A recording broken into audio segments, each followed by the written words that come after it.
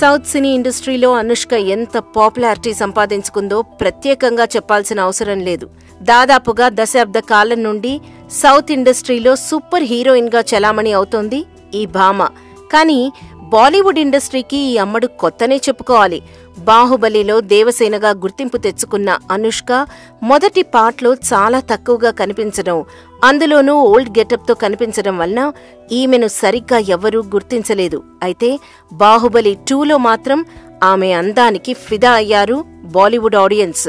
Half saris లో glamour పండిస్తూ అచ్చమైన యువరాణిలా అనుష్క అందాలు అదరహో అనిపించాయి. దీంతో బాలీవుడ్ ఆడియన్స్ కి కూడా దగ్గరైంది అనుష్క. అప్పటి నుండి అనుష్క ఇంతకు ముందు నటించిన సినిమాలను కూడా చూసేస్తున్నారు బాలీవుడ్ ప్రజలు.